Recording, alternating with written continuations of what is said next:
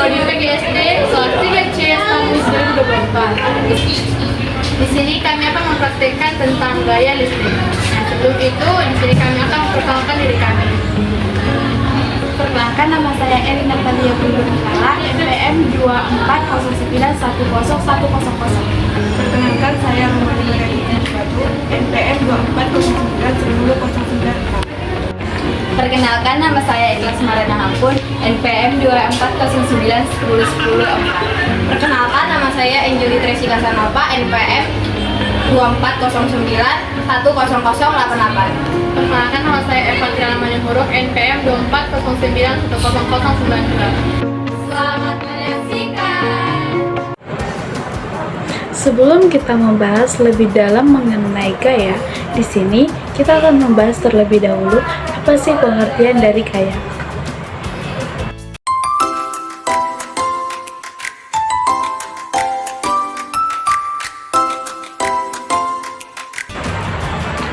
Jadi, adik-adik dan teman-teman sekalian, gaya merupakan tarikan atau dorongan yang dapat mempengaruhi perubahan gerak, posisi, atau perubahan bentuk benda. Gaya merupakan bagian yang tidak dapat terlepas di dalam kehidupan manusia sehari-hari. Baik, di sini saya akan menjelaskan jenis-jenis gaya listrik. Terdapat dua jenis gaya listrik.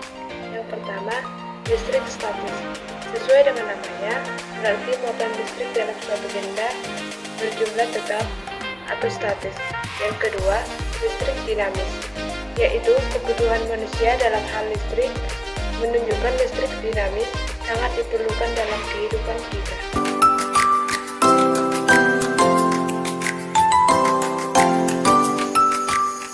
Ini saya akan menjelaskan tentang fungsi gaya listrik.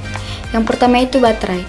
Baterai merupakan media penyimpanan listrik yang dapat digunakan hingga daya listrik di dalamnya habis. Baterai digunakan pada ponsel, laptop, dan arloji. Yang kedua itu menyala alat elektronik.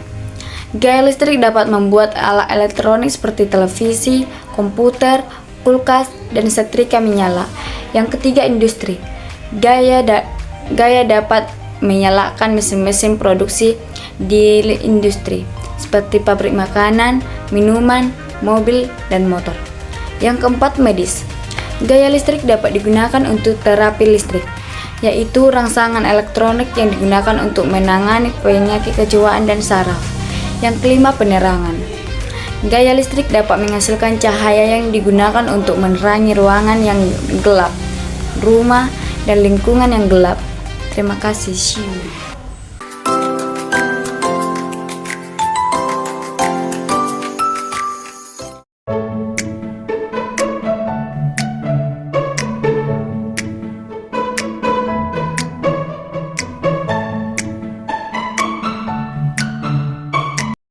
Nah, di sini saya akan menjelaskan pada adik-adik semua mengapa kipas angin itu dapat bergerak.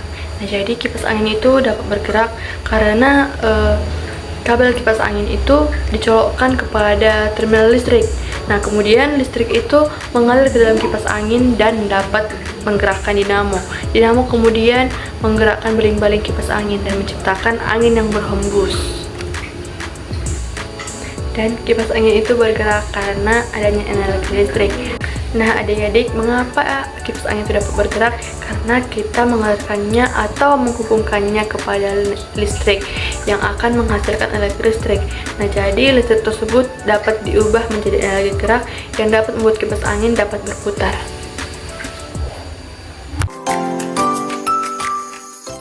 Contoh lain yaitu setrika listrik bekerja dengan mengubah energi listrik menjadi energi panas. Saat dihubungkan pada sumber tegangan, elemen panas pada setrika mengalirkan arus listrik yang membangkitkan panas. Semakin besar arus yang mengalir akan menyebabkan semakin tinggi panas yang dihasilkan oleh setrika tersebut. Nah, jadi dapat diartikan gaya listrik sebagai gaya yang dihasilkan oleh benda yang memiliki muatan listrik dalam suatu medan listrik. Sekian